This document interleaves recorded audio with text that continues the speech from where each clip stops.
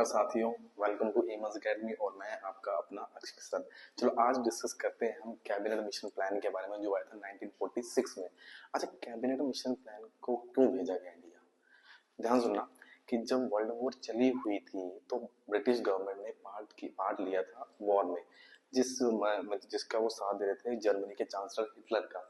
फिर British government ने अपने जितनी भी पावर थी, जितना भी पैसा था, वो वर्ल्ड वॉर में हार चुके थे। जब ये बिल्कुल ही कमजोर पड़ गए तो धीरे धीरे जिन देशों में ये अपना राज करे थे वो धीरे धीरे छोड़ने लगे। उसी के लिए इंडिया में भेजा उन्होंने कैबिनेट मिशन 1946 में। हुआ क्या कि जो ब्रिटेन के प्रधानमंत्री थे क्लीमेंट एटली ने घोषणा की 24 फरवरी 1946 को कि भारत में एक मिशन भेजा जाएगा और इस मिशन का नाम था कैबिनेट मिशन। और 24 मार्च 1946 को ये मिशन कहाँ पहुंच गया? Delhi. Is that clear? Delhi पहुंचे और इस कैबिनेट मिशन जो सदस्य थे वो सदस्य थे स्टेफन क्रिप्स, पैथिक लॉरेंस और अलेक्जेंडर। और इस मिशन का नेतृत्व कर रहे थे Pethick Lawrence. Is that clear? फिर उन्होंने अपने काम किया, रिपोर्ट प्रस्तुत की। हाँ, मेन जो बात है कि कैबिनेट मिशन प्लान ने अपनी रिपोर्ट प्रस्तुत कब की है? रिपोर्ट दी थी 16 मई 1946 को, जिसके राह चलते इन्होंने क्या बना दी? हमारी संविधान सभा। ठीक है, पेपर में बहुत बार क्वेश्चन आता है कि संविधान सभा बनने का मेन कारण क्या था? वो था cabinet mission plan. Is that clear? और इस कैबिनेट मिशन के थ्रू संविधान सभा बनी, जिसमें चुनाव हुए और कितनी सीटें थी? 389।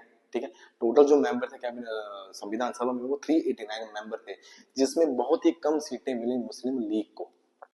16 मई 1946 को हमारी संविधान सभा बनके बिल्कुल क्या होगी? तैयार, जिसमें मैंने बताया कितने मेंबर थे? 389। चलो अब सुनना, इस संविधान सभा की पहली होगी मीटिंग, फर्स्ट मीटिंग जो हुई सभा की वो है 9 दिसंबर 1940 को, जिसके अध्यक्ष चुने जाने थे डॉक्टर राजेंद्र प्रसाद। पर इस फर्स्ट मीटिंग में डॉक्टर राजेंद्र प्रसाद प्रेजेंट नहीं थे, तो यहाँ चुने गए थे अस्थायी अध्यक्ष। मोस्ट इंपोर्टेंट, यहाँ चुने गए थे अस्थायी अध्यक्ष, जिसको बोलते हैं टेम्परेरी चेयरमैन, जो थे हमारे डॉक्टर सच्चिदानंद सिन्हा।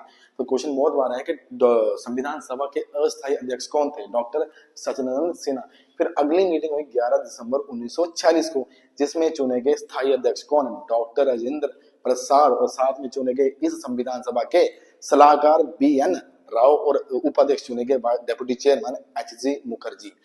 और एक बहुत इंपॉर्टेंट यहाँ पे देखना नोट है कि यहाँ पे पंडित जवाहरलाल नेहरू ने एक उद्देश्य प्रस्ताव प्रस्तुत किया।